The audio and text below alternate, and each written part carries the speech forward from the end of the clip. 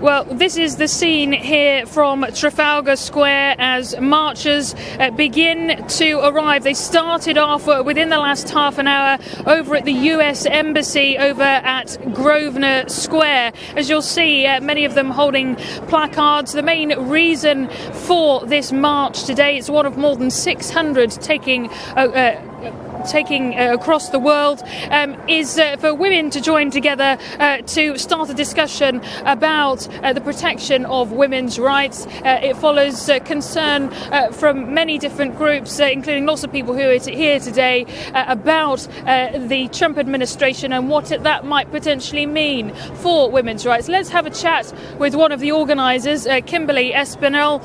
And Kimberly, just take us through how this started, because 10 weeks ago a group of strangers got together and now it's turned into this. Indeed, we were just 9 women, ordinary women who, without any political affiliation, we got together, found each other on Facebook, decided to start this march, and it's just, snowballed really. Absolutely, and you must be very pleased with the turnout today. Thousands and thousands of people deciding to come out onto the streets. What was the catalyst for you in deciding to get together, as you say, complete strangers coming around and organising this? Well, I think 2016 was an incredibly difficult year. We saw lots of dirty rhetoric in terms of politics around Brexit, but also the presidential campaign in the US. Really very divisive, lots of hatred, and we just felt, we needed to counter that with something else. There's a very defiant mood here. How would you describe the atmosphere? I think this is just so uplifting, inspiring. This is grassroots the way it's supposed to be. And how did you feel? I don't know if you watched President Donald Trump's inauguration yesterday and whether you listened to his speech, but what did you make of it all? I didn't listen to it specifically. I made the decision not to. I'm not that interested, if I'm honest. I think what I find is that his rhetoric is incredibly divisive. That's been his tactic throughout, and now a change. I'm not going to be fooled. What is your message to the White House? I don't have a particular message to the White House. My message really is to the people here. Get involved, be active, take an interest. But what is the point of today's march then? We had 2 real issues. One was to march together in solidarity with those in Washington, D.C., but across the world. That was number 1. Number 2, we wanted to allow people to come together in unity, to stand up for human rights, for equality, for dignity, and for the safety of the planet. Now, if people are watching and they've got any questions, then certainly they can feel free to send them through to you.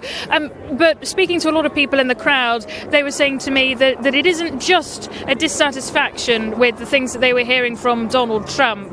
It's more than that. What are some of the other women's issues that people are wanting to be highlighted today?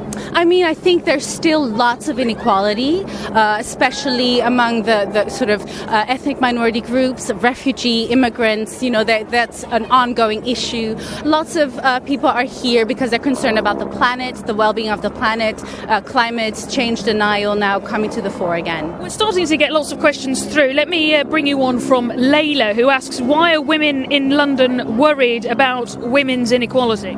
Well, if there's inequality anywhere in the world, we should be concerned about it. Inequality is a global issue that requires a global response. A question from Craig, who's asking, how many people are taking part. I don't know how many people you would estimate are here, but there are thousands and thousands of people. Just sort of, as I look across the crowds, it's very difficult to put a number on it, but the turnout is huge. You say phenomenal there, more than you were expecting? Definitely. As I said, we started this just 10 weeks ago, 9 of us, and I think our message has resonated. People want to be part of it. They want to come together. It's been amazing.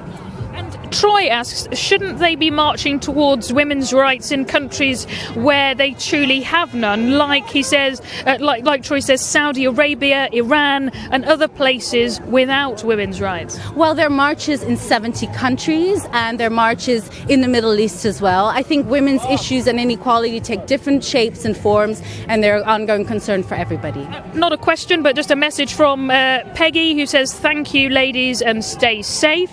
Stephanie it says sisters doing it for themselves. I saw a banner earlier on with that sort of sentiment, really. And let me just ask you about the fact that this is a women's march, but there are plenty of men here as you look across the crowds, lots of families deciding to come out. Any gender reassignment, whatever, everybody was welcome, and that was a really important message for us.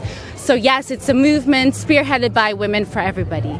I mean, in a few moments, we might actually have a chat with some of the other people in the crowd who can maybe tell us why they've decided to come along. I mean, I was speaking with a family earlier on, a young mum. She was watching some of the women who were dressed as suffragettes, and she was explaining to her little one what suffragettes were, and then explained to me that it wasn't just a frustration about Donald Trump, but she also wanted her daughter to experience what a march like this might be like. Have you come across lots of other people in the crowd saying similar things? Definitely. So we saw this on Instagram as well. We asked people to show us their marching shoes, and there were lots of tiny little shoes of children coming out for the very first time. My son is one of them. This is his first march. Oh, right. How old is your son? He's going to be 7 next month. Okay. Let's just check in with a few more questions. Kelly says there has never been gender equality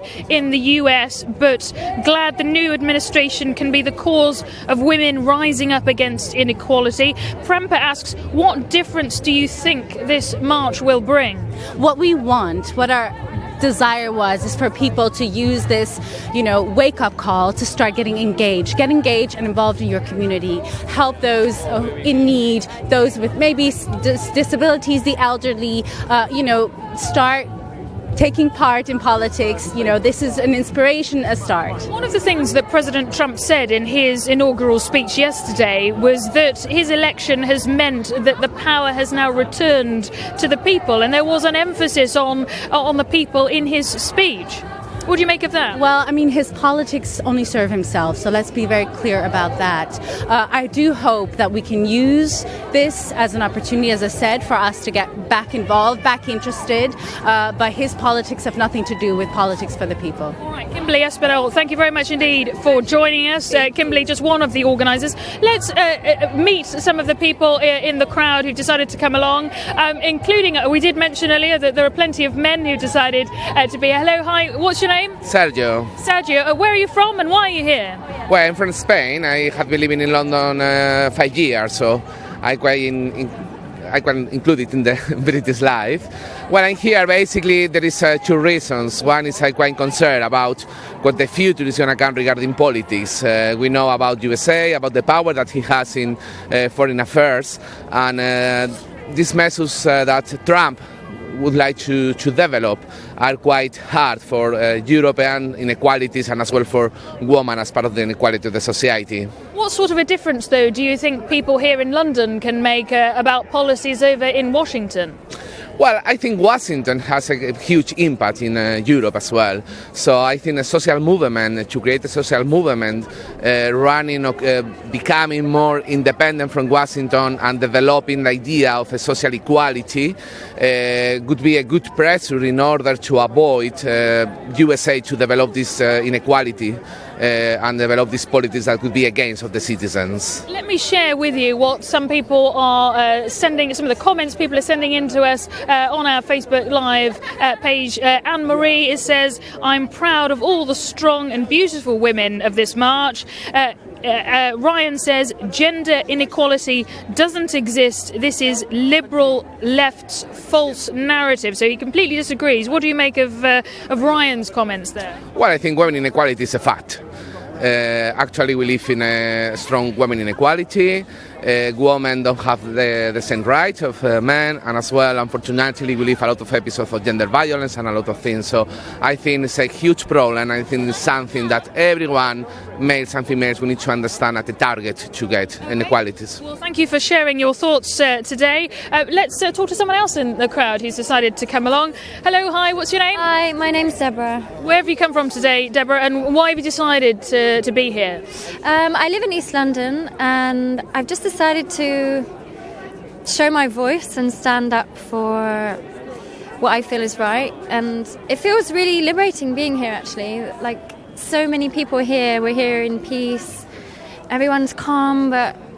And for you, is it Donald Trump that is the main reason for you being here? Or some people have said that for them it's about highlighting women's rights in general. What was the main reason for you coming out here today? I think he's brought it to the forefront, hasn't he? He's said a lot of controversial things about women, and it feels like actually we've got so far, and we don't want someone like that to sort of take it away or feel like we're having to step back from any of that. So some people might say, he, despite what you think of him and whether people agree or disagree with the things that he's been saying, he was democratically and fairly elected.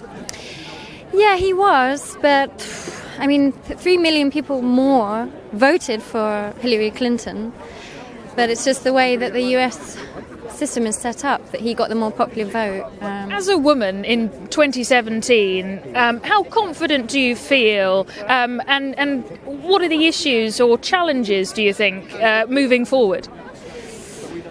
It's a big question, I know. Yeah. I think just to know that we do have a power as people coming together, and yes, he's in power, but I think what's liberating is that lots of people have come forward to stand up for who they are and what they believe in. And we're getting reaction on Facebook. Let me read to you what Jennifer says. Jennifer is saying she feels this is pointless. Put your effort and energy into causes you support. Giving Trump attention in any way just validates his ego. He's going to look at... You disagree? We're giving ourselves attention instead of him. He's the one getting all the media, and now we are. And we're saying something different, so... That's my voice. Thank you. Right, thank you very much indeed for joining us. So they're just some of the views of people who've decided to come out and march here in London. More and more people arriving, thousands and thousands of people here on the streets here at Trafalgar Square. And at around 2 o'clock there will be a rally to wrap this up. This, of course, being one of more than 600 marches across the world.